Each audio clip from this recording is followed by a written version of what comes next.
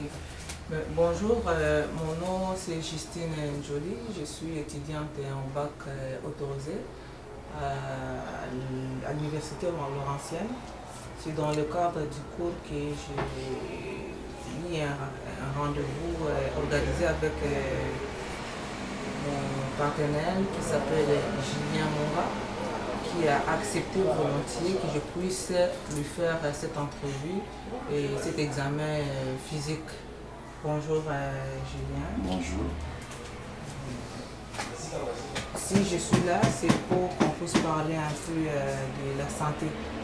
Actuellement, l'Organisation mondiale de la santé nous incite, nous les personnes de la santé, de faire la promotion de la santé afin de prévenir les maladies. Les maladies, il y en aura toujours, mais si on les prévient et si on les connaît et on sait comment s'adapter, comment vivre, on peut éviter beaucoup de problèmes qui peuvent, par exemple, nuire à notre santé.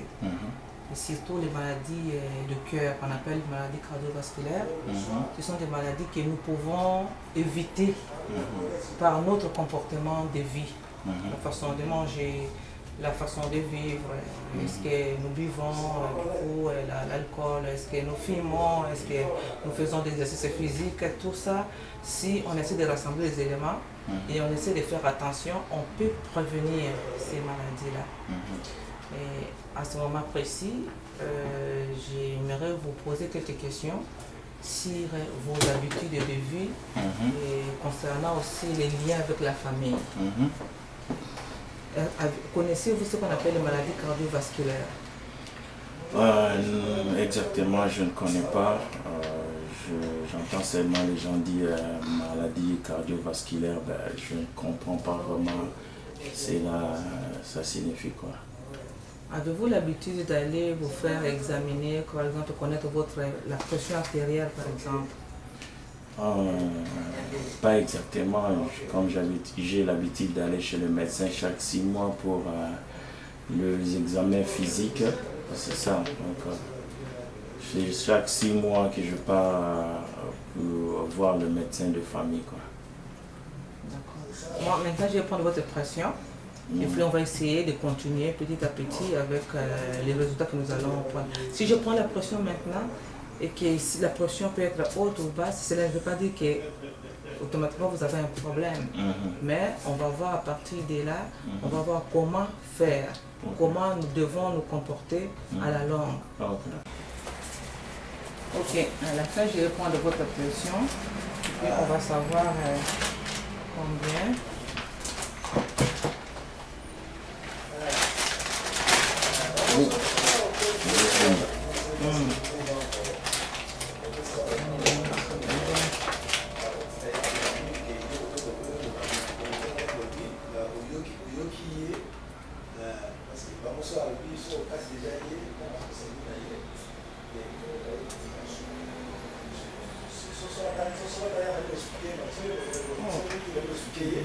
C'est 108 sur 73.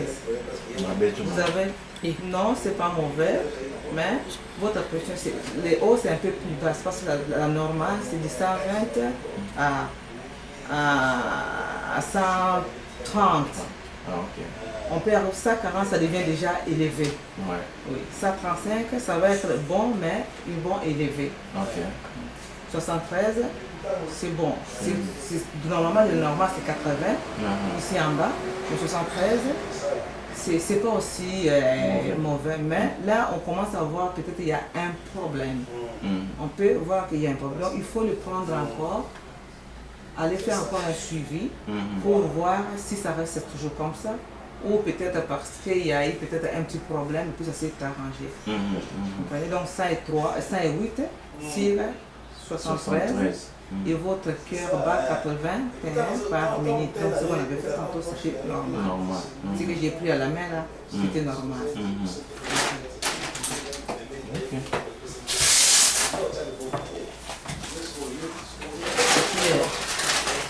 Les poumons, on regarde ici, et de fois que vous lavez, il faut toujours aller voir là-bas s'il n'y a pas de boule. Si vous sentez qu'il n'y a pas de boule, c'est pas, je ne dis pas que c'est de la maladie. Il faut vite aller voir le médecin pour qu'il puisse examiner. Ça peut être signe de quelque chose ou une infection, quelque chose qui peut s'annoncer. Si jamais vous avez le problème respiratoire aussi, n'hésitez pas, il faut aller consulter pour qu'on voit les poumons. Mais là, j'avais palpé les poumons, vos poumons sont clairs. Il n'y a pas de... Il y a vraiment, l'air passe très bien dans vos poumons. Ok, merci. That's it. Ok. Merci beaucoup. Je vais prendre votre pouls. Le pouls, c'est comment est-ce que votre cœur bat par minute. Je sais qu'on a eu vous avez beaucoup d'activités. Ça peut être, la normale, c'est de 60 à 100. Mais si vous avez un problème, si par exemple vous êtes devant une situation qui demande beaucoup d'activité du cœur, ça peut être au-delà. Mais pas tout le temps. Ok.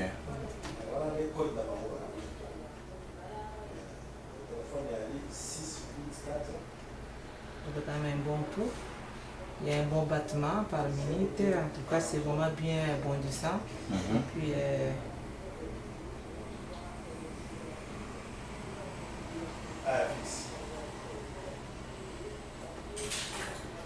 80 battements par minute, c'est ce qui est bien.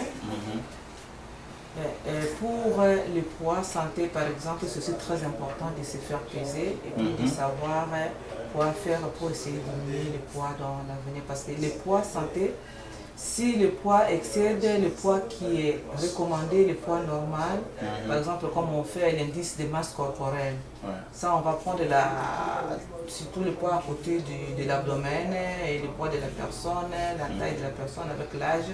Ça, c'est ce qui fait qu'on peut se voir l'indice. Si l'indice normal, c'est entre 22,5 à 25. Si on excède, on arrive à des 27, 28, 30 jusqu'en haut. Ça peut nous cliquer pour essayer de faire attention à tout ce que nous faisons dans la vie. Les maladies cardiovasculaires, effectivement, sont des maladies qui endeuillent beaucoup de familles actuellement. Alors, c'est pour cela que nous essayons de faire beaucoup plus d'enseignements là-dedans, surtout sur les habitudes de vie. Voulez-vous me dire quel âge vous avez? Exactement, j'ai 45 ans maintenant. Êtes-vous marié? Oui, je suis marié, père de 3 enfants. Qu'est-ce que vous faites de la vie? Je travaille comme agent de la poste, comme activité manufacture, mail sort. Avez-vous des problèmes de santé? Oui, exactement. Une personne qui grandit ne peut pas avoir des problèmes de santé. Effectivement, j'ai des problèmes de santé. J'ai des fois des mal au dos, la tête, des fois. Puis, c'est ça, quoi. Mais souvent, les maux de dos, quoi. Vous prenez des médicaments actuellement? Non. Pas de médicaments pour les problèmes de dos. Avez-vous des allergies? Non. Okay. Est-ce que pour le poids, lorsque vous allez chez le médecin, est-ce que il prend les poids à chaque fois que vous allez chez le médecin? Ouais, le médecin de famille, quand il m'examine, il commence par le poids pour savoir le poids que je vaux, c'est ça. Et il me prend le poids. Ok. Et pour le diabète, il n'y a personne dans la famille? Vous avez vu qu'il y a quelqu'un dans la famille qui est diabétique? Ouais, nous sommes dans une famille de 6 garçons et 2 filles. Les parents sont en vie et puis il y a des gens qui souffrent de diabète. Okay. Avez-vous déjà eu l'intention d'aller vérifier la glycémie capillaire pour savoir? Ouais, j'ai fait ça avec mon médecin de famille. Il y a de cela 7 mois, 8 mois. Il m'avait dit je ne suis pas souffrant de diabète. Donc il a fait des examens de sucre, quoi. Ça c'est bien, ça c'est une bonne nouvelle. Okay. Êtes-vous une personne qui est quelquefois un peu stressée, avoir des problèmes qui vous stressent beaucoup dans la vie? Selon ma santé, je ne suis pas sûr, mais des fois ça arrive. Non, le stress, c'est pas quelque chose de mauvais. Tout le monde peut avoir des stress. Les stress qu'on parle, qu'on évite, c'est les stress qui peuvent être là constamment. Non. Constamment, ça peut être dangereux pour la santé de nos vaisseaux sanguins. Apparemment, pour ma santé, non. Est-ce que vous fumez? Non. C'est beau. Vous prenez l'alcool? Je prenais l'alcool, ben, ça fait longtemps que j'ai stoppé. Je pense que ça fait partie aussi de l'alcool puisque je prends beaucoup du vin. Vous prenez beaucoup du vin. Okay. L'alcool, ce n'est pas aussi mauvais de le prendre, mais sauf qu'il y a quand même des quantités qu'on demande que la personne peut prendre par jour, homme, mère ou femme, juste pour que ça ne soit pas quelque chose d'habitude. On peut se plonger en ça et puis qui peut aussi être nuisible dans la santé. Okay. Pendant vos moments de pause, quelles sont vos activités préférées, par exemple? Selon moi, quand je me repose, je préfère souvent regarder la télé, aller dehors avec mes enfants, faire un peu de marche à pied. C'est ça. La marche à pied, sortir dehors, ça c'est très important, c'est bien pour la santé. Et comme vous avez aussi appris aux enfants à sortir, à faire un peu de marche, et ça c'est très bien. Parce que lorsqu'on reste longtemps assis, et après avoir travaillé, mangé, et puis vous restez longtemps aussi, ça peut développer ce qu'on appelle l'obésité, c'est-à-dire les prises de poids. Parce que là, vous mangez, vous ne brûlez pas de calories, vous ne brûlez pas ce que vous avez mangé. Et ce qui fait que ça peut se ramasser au niveau de l'abdomen, et puis ça peut faire comme des surplus de poids. Et les surplus de poids dans la santé, ça cause un peu assez souvent des problèmes. Et ces problèmes-là, ils sont vraiment reliés assez souvent aux problèmes cardiovasculaires. C'est ça. Pour le moment, on va parler un peu de votre alimentation. Parce que je sais que la communauté, parce que j'en ai parlé beaucoup avec la communauté africaine, vous êtes africain, comme vous l'avez dit, la communauté africaine, ils ont beaucoup de haute pression dans leur famille pour tenir de l'alimentation. Voulez-vous me parler un peu de votre alimentation quotidienne? Le matin, l'après-midi. Généralement comment? Nous les Africains, premièrement, on aime manger. La semaine, des fois, on est pris par gauche à droite, le boulot, et puis vous rentrez fatigué.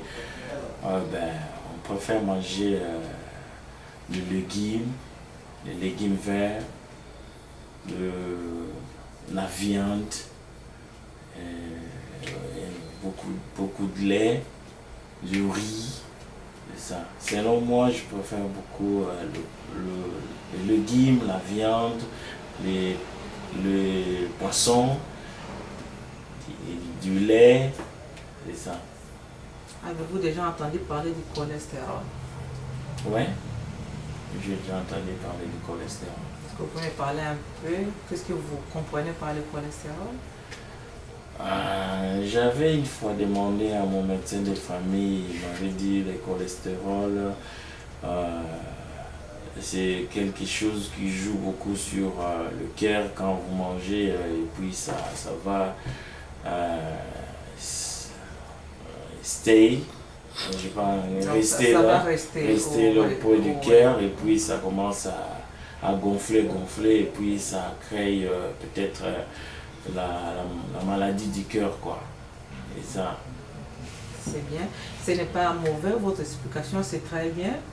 C'est vrai, le cholestérol, lorsqu'on parle du cholestérol, le cholestérol c'est comme le gras, toute matière grasse qu'on trouve dans le sang, c'est ce qu'on appelle cholestérol.